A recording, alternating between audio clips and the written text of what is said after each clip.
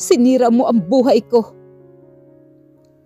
Hindi mapigilang sambit ni Paulo nang makita ang kanyang ina na naglalakad papalapit sa kanya. Napaurong naman si Belinda. Sobrang sama ng loob niya dito. Alam niyang may kasalanan din siya dahil nagpadala siya dito noon. Pero kung hindi sana ito gumawa ng bagay na ikasisira nila ni Danica noon, masaya na sana sila ni Danica ngayon. Baka nga dalawa na ang anak nila ngayon. Paulo anak, ano na naman ang ginagawa mo? Bakit naglalasing ka na naman? Hawak niya ngayon ang isang baso ng lamang ng alak. 3 botelyang alak na ang kanyang naubos. Walang nakakaalam na ang alak na ang naging karamay niya sa loob ng 3 taon. Ayaw na ni Danica sa akin. Bigong-bigo ang pakiramdam ko ngayon. Nakaramdam na naman ang mainit na likido na lumabas mula sa kanyang mga mata. Ang sakit palang marinig ang mga panunumbat niya. Parang paulit-ulit na sinasaksak yun sa puso ko. Gago at tanga ako. Dahil wala man lang akong nagawa para sa kanya noon. Hindi ko man lang siya nagawang ipagtanggol. Sambit niya na puno ng pagsisisi ang boses. Hindi niya napigil ang hampasin ang bar counter. Sa kaniya iwinasiwas ang nasa ibabaw nito. Kaya nahulog ang basong may lamang alak. Pati na ang bote ng alak. Sakto ang pagkabagsak ng mga ito sa sahig. Agad namang napatawag ang kanyang ina ng katulong para linisin ang nagawa niyang kalat. Habang dismayado naman siyang naghilamos ng kanyang 2 palad sa mukha niya habang nakapatong ang kanyang sikuhan sa ibabaw ng bar counter. Gusto niyang iuntog ang kanyang ulo. Dahil sa pagiging gago niya, mahina siya. Hindi man lamang niya nagawang protektahan si Danica noon. Lumapit naman ang kanyang ina. Niyakap siya nito. I'm sorry anak. Kasalanan ko ang lahat. Pangako sa iyo, aayusin ko lahat. Kahit hindi siya nakatingin sa kanyang ina, alam niyang umiiyak ito. Halatang halata sa boses nito ang pag-iyak. At sa loob na mahabang panahon, ngayon pa lang niya nasaksihan na umiiyak ito. Araw ngayon ng linggo kaya nasa bahay lamang ako. Meron naman nagbabantay sa aking butik. Meron na akong 3 empleyada. Ang isa dito ay ang cashier ko. Pero pag nandun ako sa butik, ako ang nagsisilbing kahera. Medyo lumalakas-lakas na rin ang aking butik dahil sa imported na mga damit na pinupurchase ko mula pa sa ibang bansa. Dahil sa pagiging ramp model ko, kaya madami akong connection sa fashion industry. Ngayon naman, paminsan-minsan rumarampa pa rin ako pag may imbitasyon. Pero hindi na ako nakapokus dito. Hindi ko naman talaga kasi pangarap ang maging modelo. Pero ito yung unang trabaho na napasukan ko na may malaking sahod doon sa Singapore. Hindi naman kasi madali ang makahanap agad ng trabaho sa banyagang bansa at kailangan kong kumayod para kay Sean. Hindi pwedeng iasa ko na lang sa ibinigay na pera sa akin ni Don Eduardo at sa tulong ni Franco. Ngayon mag-4 na buwan na pala ang pagbabalik namin ni Sean dito sa Pilipinas at masasabi ko na maayos na ang buhay namin. At ang mga 2 buwan mula ngayon, kaarawan na pala ng aking anak. Ang bilis talaga ng panahon. Parang kailan lang, nasa loob pa siya ng aking tiyan. Pero ngayon, magta-3 taon na siya. Anong kailangan mo? Tanong ko agad sa dumating na bisita ko ngayon. Mabuti na lang nasa loob si Sean. Sa kwarto naming 2. Bising-bisi ito sa paglalaro ng bago nitong toy car na binili pa ng kanyang ama sa kanya. Danica iha, pwede ba tayo mag-usap? Wika naman ni Belinda sa mababang boses. Kung masasakit lang pong mga salita ang sasabihin nyo, sana po itigil nyo na. Hayaan nyo na po ako. Wala naman kayong mapapala sa akin. Anak, alam ko galit ka sa akin. Pero sana wag mo nang idamay si Paulo sa galit mo. Ako na mismo ang nakikiusap sa'yo na patawarin mo na si Paulo at magsimula kayong dalawa para na rin sa anak niyong si Sean. Napakalma naman ako sa sarili ko. Ang lakas ng loob niya para pangaralan ako kung ano ang dapat kong gawin. Hindi niyo po kailangang ipakiusap sa akin ang anak niyo, Ma'am Belinda. At saka hindi po sapat na rason na may anak kaming dalawa ni Paulo, kaya dapat kaming magkabalikan. Masyadong masakit ang nakaraan para mas piliin ko pa ang muling makasama ang lalaking iwan sa akin sa ere. At hindi man lamang ako nagawang ipagtanggol ni minsan. Sinubukan ko pa rin maging formal ang timbre ng boses ko. Ayaw kong makipag-away sa kanya dahil ayaw kong masaksihan ng anak ko na may kaaway ang mami niya. Ikinulong bigla ang kanyang palad ang aking mga kamay. Nagulat ako sa ginawa nito, kaya agad kong nahila ang aking mga kamay. Pero mahigpit ang kanyang pagkakahawak sa mga ito at tila wala talaga sa plano niya na bitawan ang aking mga kamay. Bitiwan niyo po ako, Ma'am Belinda. Nakikiusap ako. Huwag kayong manggulo dito. Madiin na pagkakasabi ko sa mababang tono. Wala sa plano ko ang manggulo, anak. Please, pakinggan mo naman ako. Ang kanyang mga mata ay puno ng pagsusumamo. Hindi ako halos makapaniwala sa inaasta nito. Mula pa noon, puro na lang pang-iinsulto ang naririnig ko mula sa kanya. Kilalang kilala ko siya pagdating sa maging trato niya sa akin. Merong dahilan kung bakit naging ganito siya kabait sa akin ngayon at alam kong hindi ko magugustuhan ang dahilan niya.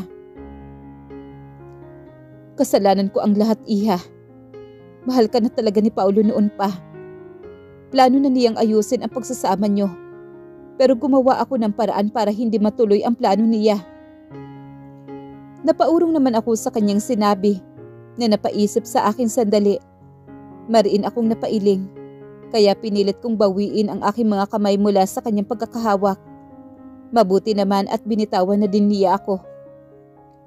Sa sinabi niyo po, Ma'am Belinda, mas lalo ko pong napatunayan na si Paulo po ay ang klase ng tao na walang paninindigan. Kung totoong mahal niya ako noon, sana nagawa man lamang niya akong ipaglaban.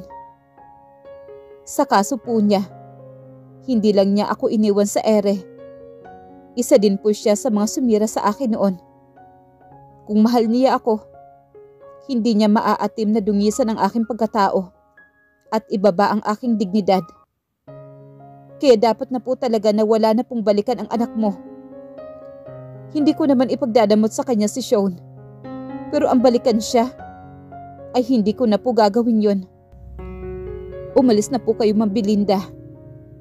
Huwag mo na akong dramahan na parang gustong-gusto mo akong maging bahagi ng iyong pamilya. Alam naman natin pareho na ayaw mo akong maging anak. At mas lalong ayaw naman kitang maging ina. Diretso kong sambit.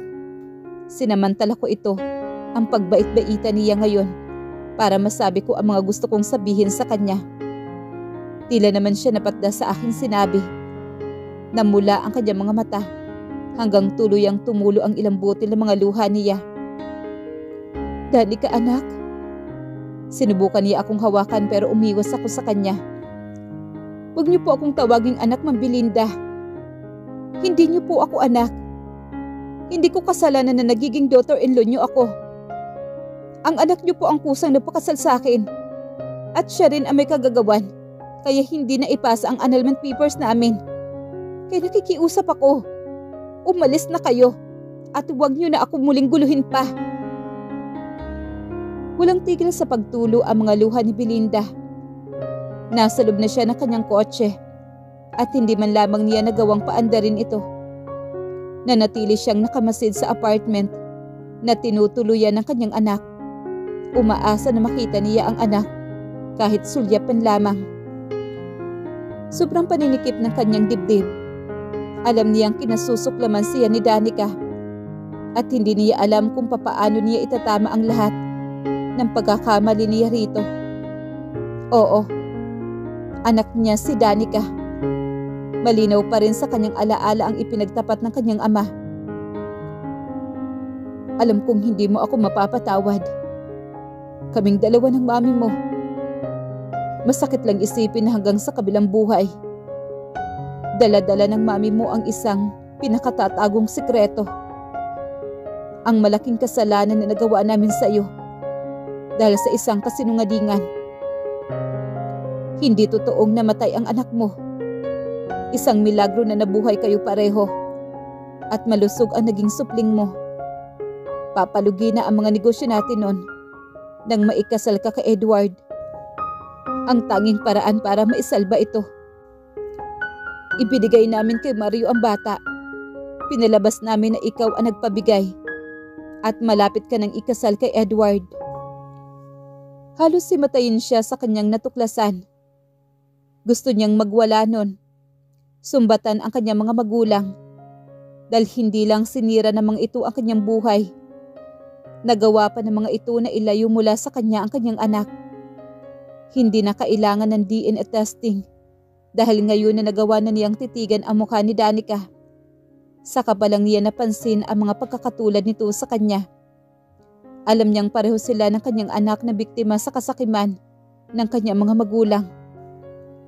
Pero kasalanan niya dahil nagpadala siya ng galit niya para kay Mario sa pag-aakalang nagtaksil ito sa kanya. Kaya ang anak nila ang nagdusa sa kanyang galit at ngayon hindi niya alam kung papaano siya babawi rito. Paano pa niya ipaparamdam ang kanyang pagmamahal sa kanyang anak? Bakit hindi mo ipikit ang iyong mga mata at subukan mong buksan ang puso mo at ipasok doon si Danica? Masyado kang nagpapadala sa galit mo at nabulag ka sa katotohanan.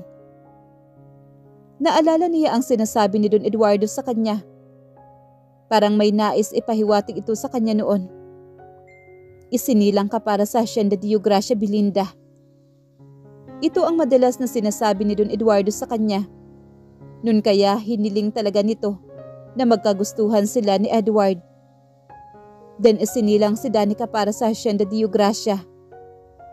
Nakatatak na ito sa kanyang pagkatao. Para itong isang espesyal na pamana na nakuha niya mula sa kanyang ina.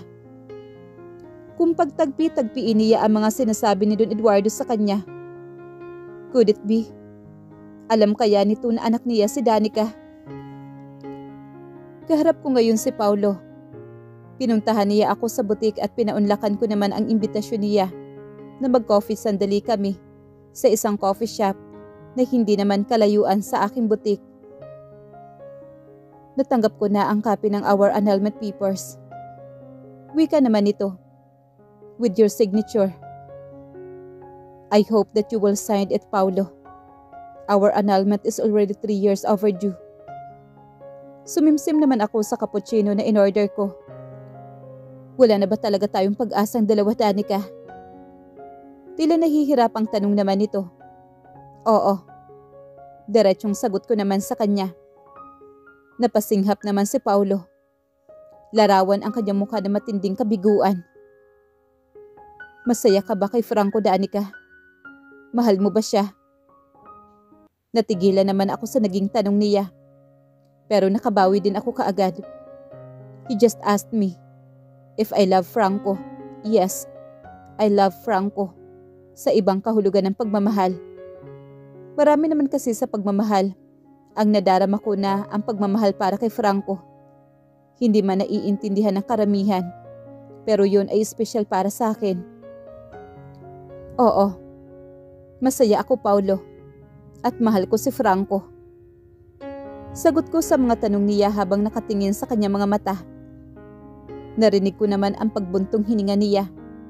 Pagkatapos niyang madiin na tumitig siya sa akin. Wala na nga ako magagawa kundi ang pakawalan ka, Danica.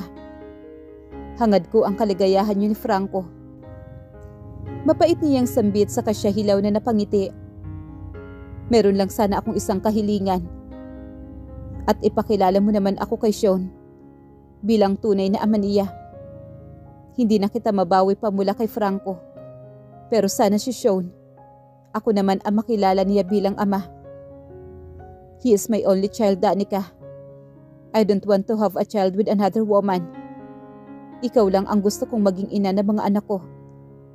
At dahil ayaw mo na sa akin, kaya si Sean na lang ang anak ko. Sana ipakilala mo lang ako sa nag-iisa kong anak bilang kanyang tunay na ama. Mahabang pagkakasabi niya na hindi ko alam ang dapat kong maramdaman. Dapat ba akong maawa sa kanya? Kailangan ko bang kaawaan ang lalaking hindi naawa sa akin noon? Nagkatitigan lang kaming dalawa. Sa totoo lang, hindi ko alam ang aking gagawin. Kung dapat ko ba siyang pagbigyan. Alam ko naman na karapatan ng anak kong si Sean na makilala ang tunay niyang ama. Pero hindi ko mapigilan ang magkaroon ng pangamba. Paano pala kung plano lang niyang kunin ang loob ng aking anak bago niya ito tuluyang ilayo mula sa akin? Paano kung ito talaga ang plano nila ni Belinda? Kaya sila nagbait-baitan sa akin. Kinahaponan naman ay pinuntahan ako ni Franco sa butik. Dumaan lang siya dahil may ka-meeting siya na isang client na malapit lang sa lugar. Hindi na ako nag-aksaya ng panahon para sabihin sa kanya ang napag-usapan naming dalawa ni Paulo kanina. Anong plano mo ngayon? Pagbibigyan mo ba siya? Tanong niya pagkatapos. Sa totoo lang, hindi ko alam, Franco. Ano bang sinasabi ng puso mo, Danica? Kung ako lang din ang tatanungin mo, karapatan ni Sean na makilala ang kanyang tunay na ama. Habang karapatan din naman ni Paulo na kilalanin ang kanyang anak. Kung inaalala mo ako, okay lang ako. Inihanda ko na ang aking sarili dito. Alam kong balang araw mangyayari din ito. Pero natatakot ako, Franco. Paano kung may masama silang binabalak ni Belinda? Paano na lang kung pagsisihan ko na lang sa bandang huli kung pagbibigyan ko muli si Paulo? Hinawakan naman ni Franco ang aking kamay. Alam kong galit ka sa kanilang dalawa ni Belinda. At hanggang ngayon, sariwa pa rin sa'yo ang ginawa nila sa'yo noon. Kaya hirap para sa'yo ang tuluyang magpatawad. Alam mo ba ang sinabi sa akin noon ni Don Eduardo? Kung hahayaan ko daw ang galit na siyang namayani sa puso ko, hindi ko daw makikita ang liwanag. Alam kong sa puso ko, nagalit pa rin ako sa mga taong nakagawa sa akin ng malaking kasalanan. Alam kong gusto ko pa rin gumante. Pero iba ang kaso mo sa kaso ko. Pakinggan mo ang binubulong ng puso mo, Danica. Tumitig naman ako kay Franco. Bulong ng puso ko. Natatakot akong pakinggan ang bulong ng puso ko.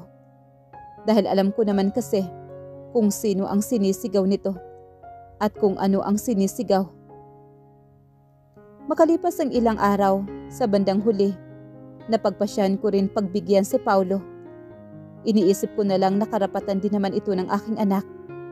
Darating ding ang araw na malalaman ni Sean ang buong katotohanan at baka isumbat pa niya sa akin kung bakit wala man lamang ako nasabi sa kanya, gayong lagi niya namang kasama si Paulo.